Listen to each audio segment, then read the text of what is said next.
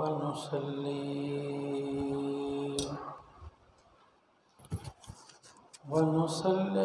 अला रसूलिल करीम व अला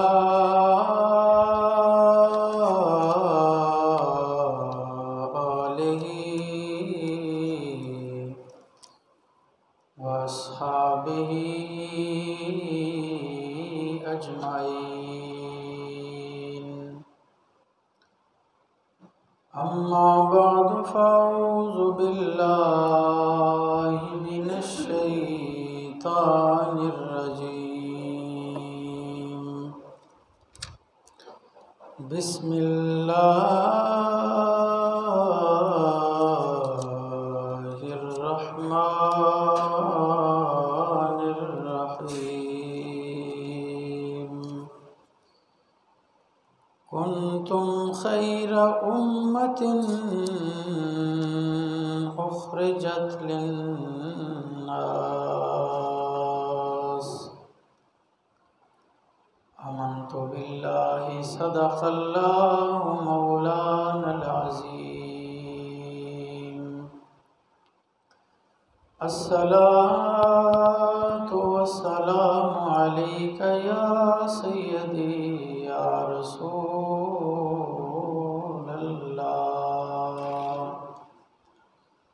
व अला आलिका व अस्हाबिका या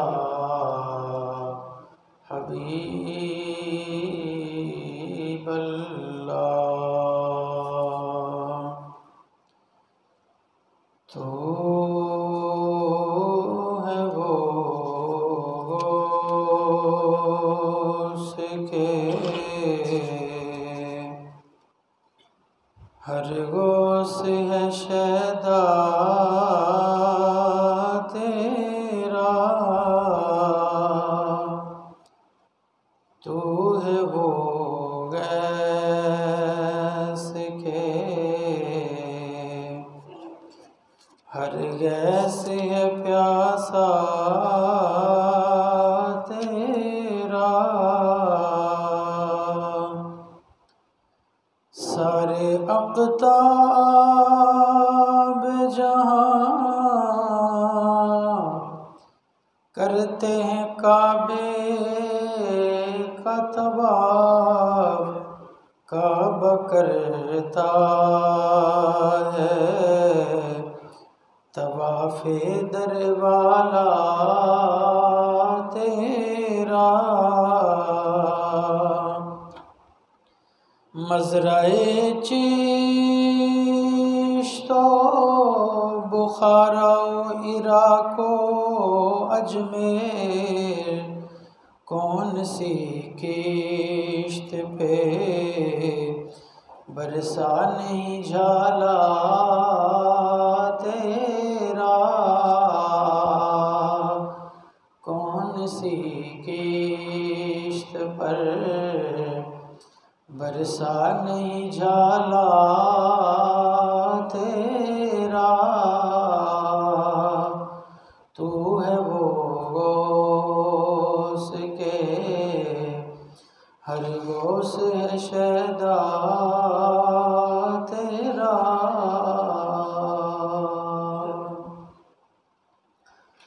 अल्लाह जल्ल जलालुहु की हम्द सना और हुज़ूर नबी अकरम सल्लल्लाहु ताला अलैहि वसल्लम की बारगाह अक़दस में हदिया दुरूद सलाम पेश करने के बाद मोहतरम हाज़रीन और सामीन, माह रबीउल सानी का आगाज़ हो चुका है और इस माह मुक़द्दस में उर्स मुबारक है। महबूब सुबहानी कुतुब रब्बानी शहबाज़ लामकानी हुज़ूर सैयदना गौसे आज़म शेख सैयद अब्दुल क़ादिर जिलानी वाली बगदाद रहमतुल्लाह ताला अलैह का इसलिए आज की जुमातुल मुबारक इस नशिस्त में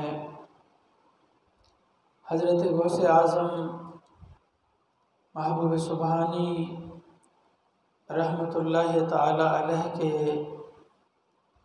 अहवाल और आपके फ़ज़ाइल व मनाक़िब पे गुफ्तगू होगी। कुरान अज़ीम से मैंने एक आया मुबारक पढ़ी है। इसमें अल्लाह तबारक व तआला ने इरशाद फरमाया, कुंतुम खैर उम्मतिन उखरिजत लिन्नास, कि तुम बेहतरीन उम्मत हो और तुम्हें लोगों के नफ़ा के लिए निकाला गया है। नबी पाक सल्लल्लाहु अलैहि वसल्लम की उम्मत के सर पे अल्लाह ताला ने अफजलियत का ताज सजाया है और कहा कि तुम सारी उम्मतों से बेहतरीन उम्मत हो। तो उम्मत मुसलमा के लिए ये एज़ाज़ व फ़ख्र की बात है कि हमारा नबी तमाम अंबिया से अफजल है। जो अल्लाह ताला ने हमें किताब दी है वो किताब सारी किताबों से अफजल है, और जो अल्लाह तबारक व तआला ने दीन अता फरमाया वो सारे अदियान से अफजल है। इसलिए अल्लाह तबारक व तआला ने अपने महबूब पाक अलैहिस्सलातु वस्सलाम की उम्मत को सारी उम्मतों से बेहतर करार दिया है। कुंतुम खैरा उम्मा, तुम बेहतरीन उम्मत हो, सारी उम्मतों से बेहतर हो। ए बारी ताला, क्या हम अपने अमाल की वजह से बेहतर हैं? अगर हम अमलों की वजह से बेहतर होते तो फिर तो हमारा शुमार बेहतरी वाली क्लास के अंदर नहीं हो सकता था। तो उसका जवाब ये दिया गया कि तुम अपने किसी अमल की बिना पर नहीं, बल्कि इस बुनियाद पे तुम्हें अफसल करार दे रहा हूँ अपने महबूब पाक अलैहिस्सलातु वस्सलाम की निस्बत व गुलामी की वजह से, सैयद आलम सल्लल्लाहु अलैहि वसल्लम की निस्बत की वजह से। तो गोया उम्मत मुहम्मदिया को जो बेहतरीन उम्मत करार दिया है वो इनके अमाल की वजह से नहीं है, बल्कि नबी पाक अलैहिस्सलातु वस्सलाम की निस्बत की वजह से। यही वजह है कि रूमी कश्मीर आरिफ खड़ी हज़रत मियाँ मोहम्मद बख्श साहब रहमतुल्लाह ताला अलैह ने जब इस उम्मत की फजीलत को बयां किया तो किस अंदाज में बयां किया, ये ज़रा मुलाज़ा फरमाए।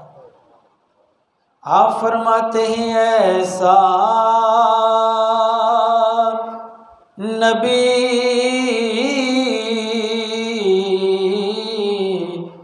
जिनादा वाली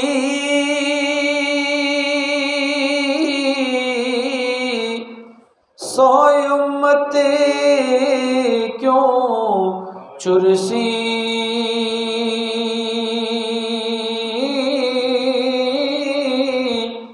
ऐब गुनाह खतायां बाबत क्यों दोज़ख वल टुरसी।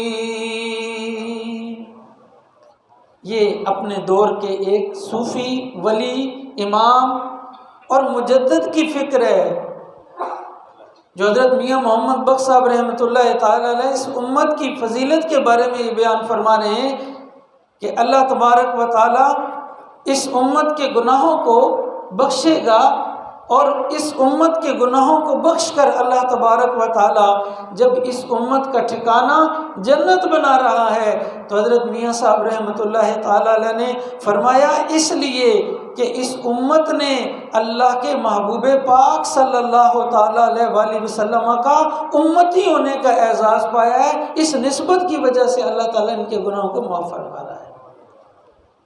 तो इसलिए ये जो इस उम्मत की निस्बत है इसको जिसको जो बेहतरीन उम्मत करार दिया गया है, कहा तुम्हारे अमल की वजह से नहीं, महबूब पाक अलैहिस्सलातु वस्सलाम की निस्बत की वजह से। अब इसमें अल्लामा काजी सनाउल्लाह साहब पानीपती नक्शबंदी मुजद्दिदी मजहरी रहमतुल्लाह ताला अलैह इस आया मुबारका के तफसीर में आप फरमाते हैं कि इसमें अल्लाह ताला ने इरशाद फरमाया कुंतुम खैर उम्मतिन उखरिजत लिन्नास,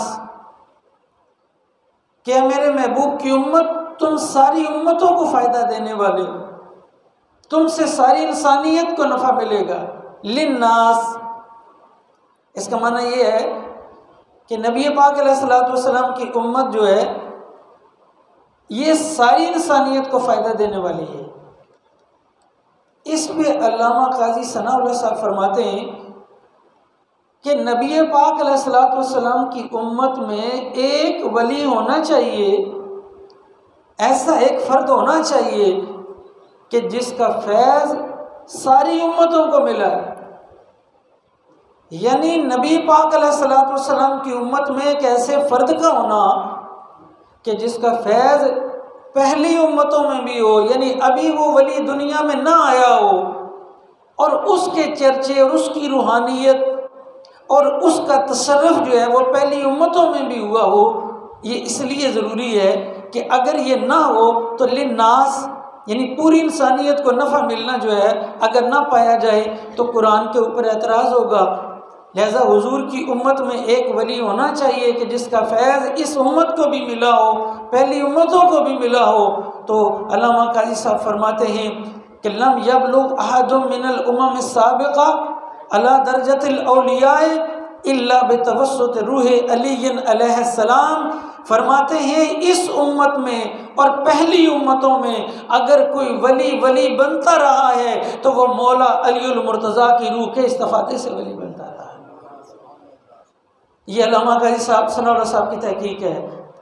वो फरमाते हैं कि अली दुनिया में नहीं आया है लेकिन उसके नाम के डंके पहली उम्मतों में भी बजते रहे हैं और हुजूर की उम्मत में भी अली के नाम का डंका बजता रहा है। इसी बिना पर ताजदारे गोलड़ा के जानशी चिरागे गोलड़ा हज़रत पीर नसीरुद्दीन रहमतुल्लाह ताला अलैह फरमाते हैं, आप फरमाते मंज़रे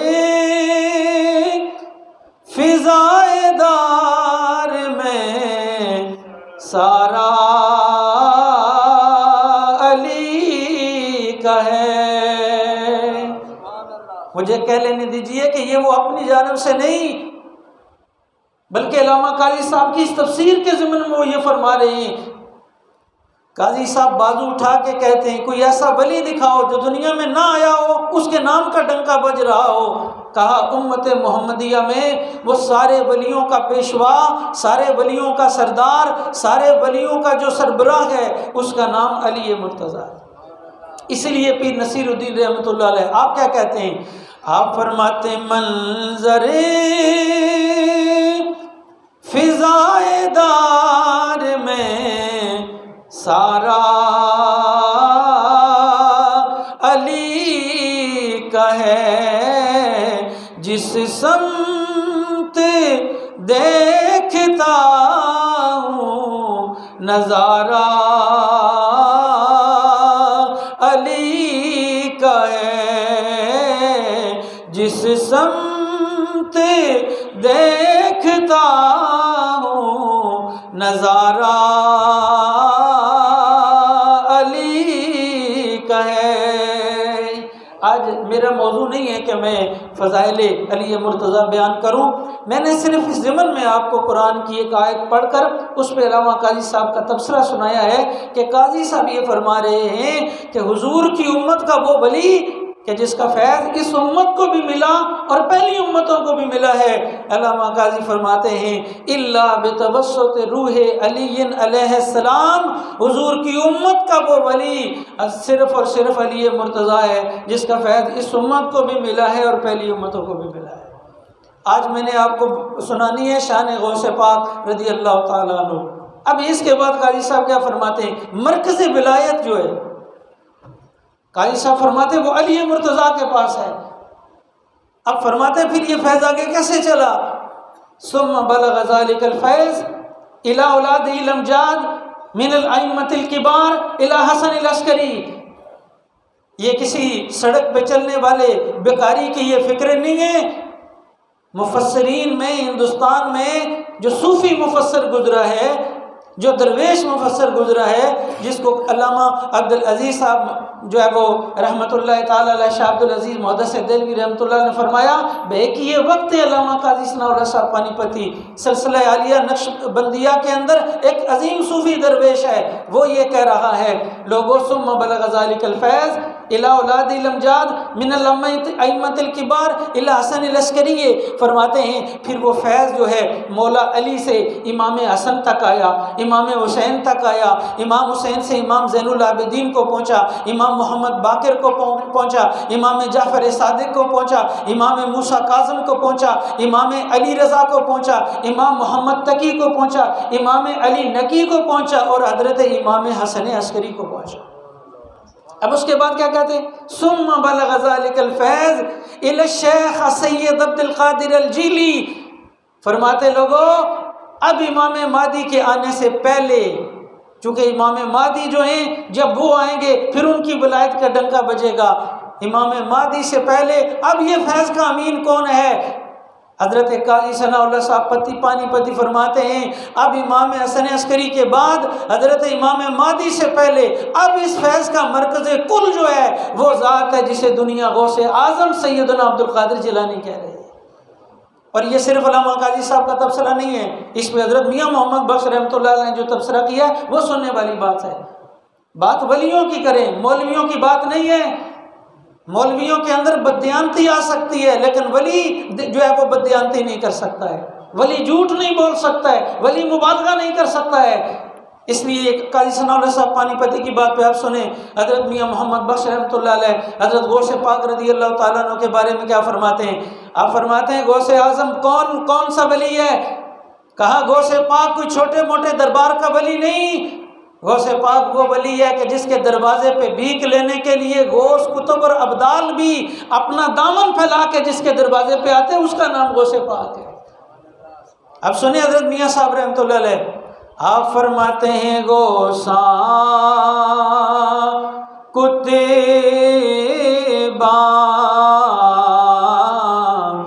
दे सिर मीरा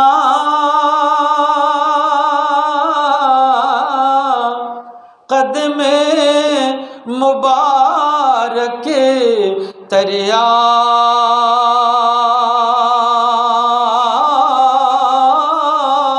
ओ जो दरबार ओना दे आया खाली पांडा परेया। ये है तबसरा हज़रत मियाँ मोहम्मद बख्श जिसे दुनिया कहती है, इमामुल आरिफी आरिफ खड़ी। आप फरमाते हैं लोगों गौसे पाक को कोई कम रुतबे वाला वली न समझो, गौस पाक के दरवाजे पे नशा करने वाले और जो है शरीयत के तारकीन आके भीख नहीं मांगते। गौसे पाक वो है जिसके बारे में कहा गौसा कुतबा दे सिर मीरा कदम मुबारक तरिया। कहा वाली बगदाद गौसे पाक वो है कि जिसके दरवाजे पे कोई आम भिखारी नहीं है, गौस और कुतुब भी जिसके दर पे आते हैं और उनको वलायत मिलती नहीं है जब तक उनकी गर्दनों पे हजरत गौसे पाक का कदम नहीं पड़ जाता है। गौसा कुतुबा दे सिर मीरा कदम मुबारक तरिया। हजरत गौसे पाक रज़ी अल्लाह ताला अन्हु की विलायत क्या है? कहा अगवास व अकताब जो है वो कोई गौस बनता ही नहीं है, वली बनता ही नहीं है जब तक उसकी गर्दन पे हजरत गौसे पाक रज़ी अल्लाह ताला अन्हु का कदम नहीं आ जाता है। और जो दरबार उन्हें दे आया खाली पांडा पड़या। मियाँ साहब रहमतुल्लाह ताला अलैह की इस बात को समझने की कोशिश करें। हजरत मियाँ साहब ये फरमाते हैं उम्मत मोहम्मदिया में फैज़ान विलायत जो है उसका मरकज़ अव्वली नबी पाक अलैहिस्सलातु वस्सलाम के बाद वो मौला अली हैं। फिर उनकी औलाद अमजाद ने चलते चलते फरमाया गौसे पाक रज़ी अल्लाह ताला ने। अब इनका फैज़ सिर्फ किसी तबके के लिए नहीं, हज़रत गौसे पाक रज़ी अल्लाह ताला ने कौन सा वली है? आला हज़रत इमाम अहमद रज़ा ख़ान मुहद्दिस बरेली रज़ी अल्लाह ताला अन्हु फरमाते हैं, एक वक़्त में औलिया कई हो सकते हैं, अक़ताब कई हो सकते हैं, अब्दाल औताद कई हो सकते हैं, गौस भी एक वक़्त में कई हो सकते हैं, लेकिन गौसे पाक पूरी कायनात में सिर्फ एक है, जिसे दुनिया सैयदना अब्दुल कादिर जिलानी कहती है। वलियों में जो टाइटल हज़रत गौस पाक का है, ये पूरी कायनात में गौसे आज़म सिर्फ एक है, जिसका नाम सैयदना अब्दुल कादिर जिलानी कुतुब रब्बानी वाली बगदाद शहनशाह जीलान रज़ी अल्लाह ताला अन्हु का है, कि जो दुनिया में आते हैं माह रमज़ानुल मुबारक में, यानी यकम रमज़ानुल मुबारक को हज़ूर गौस पाक की विलादत होती है। ये महीना उनके विलादत जो है वो वफ़ात का है, उर्स मुबारक का है।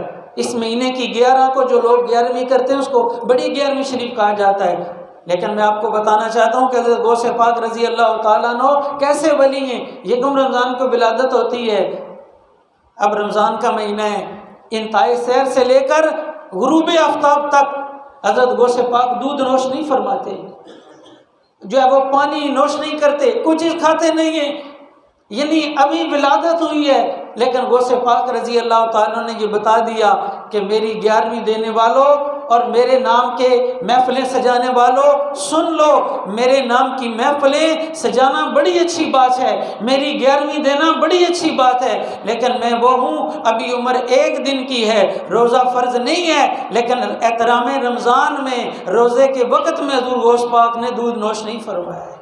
इसलिए कहने वाले ने बड़ा खूब कहा था, कहता है गौसे आज़म मुत्तकी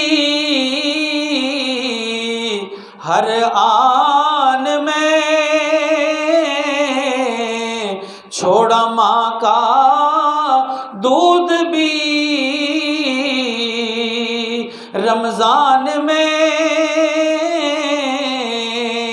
यानी ऐसी शरीयत की पासदारी है कि बज़ाहिर उम्र मुबारक क्या 1 दिन की है, लेकिन शरीयत का एहतराम कर रहे। ये मकाम व मर्तबा है हज़रत वाली बगदाद गौसे पाक रज़ी अल्लाह ताला अन्हु का। लेकिन ये भी सुनते जाएं, हज़रत गौसे पाक रज़ी अल्लाह ताला अन्हु की सीरत को पढ़े, उनके वालिदैन के किरदार को पढ़े। लोग कह रहे हैं आज मोहम्मद बिन कासिम पैदा क्यों नहीं हो रहा, आज सुल्तान महमूद गज़नवी पैदा क्यों नहीं हो रहा, आज जो है वो सलाहुद्दीन अय्यूबी पैदा क्यों नहीं हो रहा। मैं कहता हूँ माशरे में जब माएँ उस किरदार वाली होंगी, उस अज़मत वाली होंगी जो हज़रत गौस पाक की माँ की शान है, और हज़रत गौस पाक के वालिद का किरदार है कि एक सेब खा लिया। हज़रत गौस पाक के वालिद ग्रामी सैयदना अबू सालेह मूसा जंगी दोस्त रहमतुल्लाह ताला अलैह ने सफ़र के हालत में हैं, सेब जो है वो बहता हुआ आया, खा लिया, लेकिन खाने के बाद ख्याल आया कि मालिक से तो मैंने पूछा नहीं है।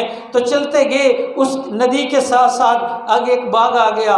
बाग के मालिक को कहा कि बाबा जी मैंने एक सेब खा लिया है, लेकिन मैं भूखा था, भूख लगी हुई थी, मैंने खा लिया, लेकिन इजाज़त नहीं ली है, लिहाजा आप जो है वो मुझे माफ़ कर दें। अब वो जो बुज़ुर्ग थे, वो जो उस बाग के मालिक थे सैयदना अब्दुल्ला सौमी रज़ी अल्लाह ताला अन्हु, वो समझ गए, वली की निगाह जो है वो बातन के पर्दों को चीर देती है, समझ गए कि नौजवान है और एक सेब की माफ़ी चाहता है, कोई मामूली नौजवान नहीं है। अब उसका इम्तिहान लिया, कहा कि मैं जो है वो तुम्हें सेब माफ़ कर दूंगा, लेकिन उसके लिए तुम्हें कुछ शर्तें माननी पड़ेंगी। कहा मेरी एक बेटी है जो आँखों से देख नहीं सकती है, ज़ुबान से बोल नहीं सकती है, कानों से सुन नहीं सकती है, हाथ नहीं है, पाँव से चल नहीं सकती है, उससे शादी कर लो।